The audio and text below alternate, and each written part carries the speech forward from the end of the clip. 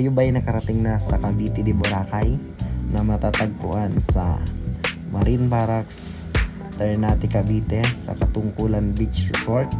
Kung hindi pa, tara samahan nyo ako mga kapanalig at puntahan natin. Let's go!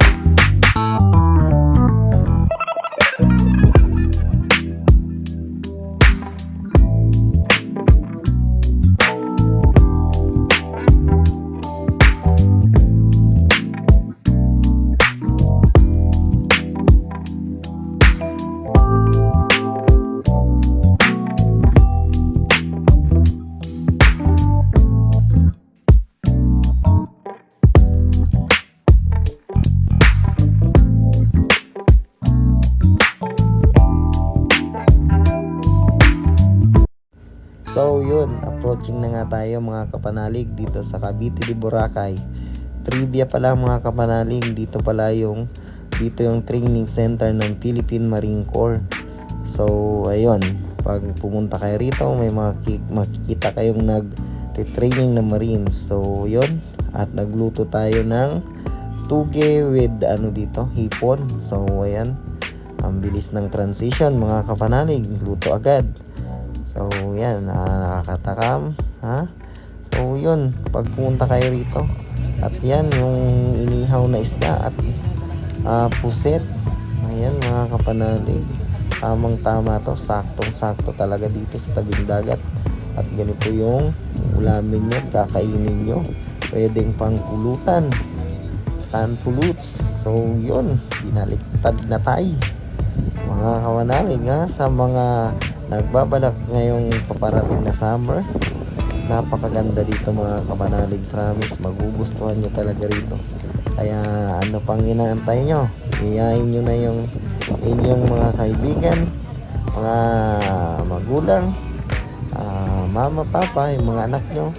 Maganda dito magbanding-banding sa Cavite de Boracay. So ayan yung inihaw natin, nakakatakam, nakakagutom.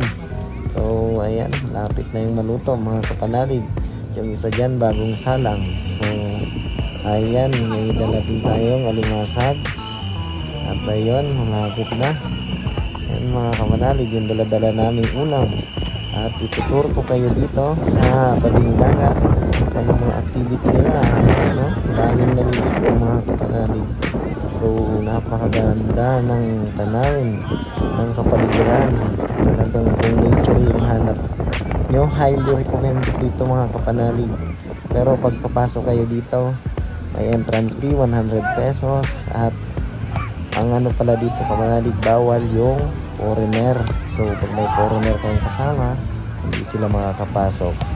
So yun, kasi security threat yung iniisip ng ating kasundaluhan, kasi training center dito. At napakaganda ng ano natin dito, ang dagat. Ayan, medyo may alon, pero napaka yung hangin, pati yung hangin.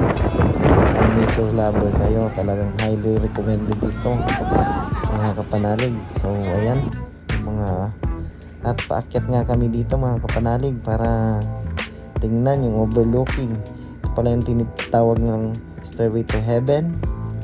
So ayan, kita nyo kapanalig yung ganda ng